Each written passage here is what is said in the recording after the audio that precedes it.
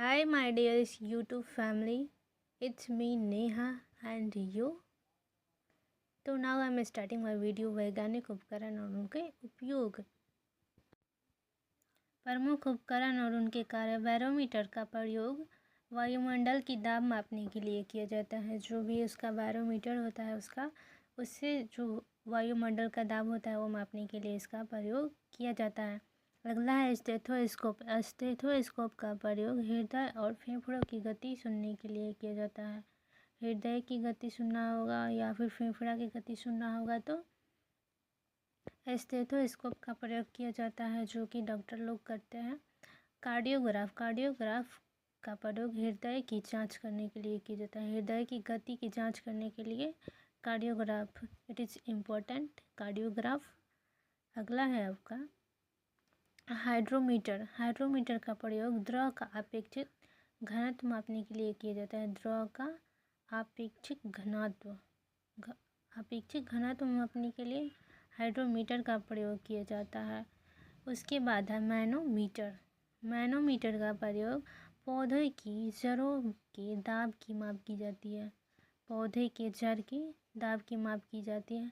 उसके बाद है रैन गेज से वर्षा का मापन किया जाता है। रैन गेज से वर्षा का मापन किया जाता है। उसके बाद है रिक्टर स्केल। ये तो याद ही होगा आप लोगों को। भूकंप की तीव्रता मापने के लिए किया जाता है रिक्टर स्केल का प्रयोग। अगला है लैक्टोमीटर का प्रयोग जो है दूध की शुद्धता मापने के लिए किया जाता है। दूध की शुद्धता मापने के लिए लैक्टोमीटर का प्रयोग किया जाता है।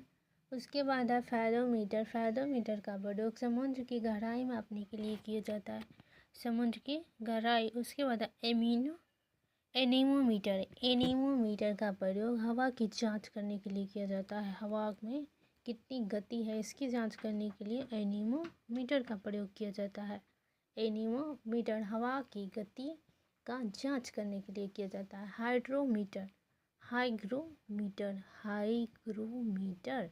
हाइग्रोमीटर का प्रयोग वायुमंडल की आर्द्रता की माप करने के लिए किया जाता है। वायुमंडल में कितनी आर्द्रता है इसकी माप करने के लिए हाइड्रोमीटर का प्रयोग करते हैं। उसके बाद है सिस्मोग्राफ से भूकंप मापी यंत्र है। ये भूकंप का मापन किया जाता है। उसके बाद अमीटर तो याद ही होगा। विद्युत धारा की माप करने के लिए हम लोग अमीटर का प्रयोग करते हैं। विद्युत धारा का माप करने के लिए अमीटर का प्रयोग करते हैं।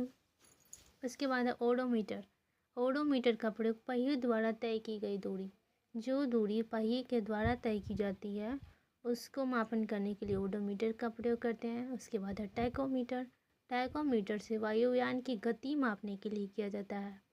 वायुयान की गति मापने के लिए टैकोमीटर। उसके बाद है स्फेग्नोमैनोमीटर का प्रयोग रक्त दाब का मापन करने के लिए किया जाता है। Sphygmomanometer. Thanks for watching this video. Don't forget like and subscribe this channel.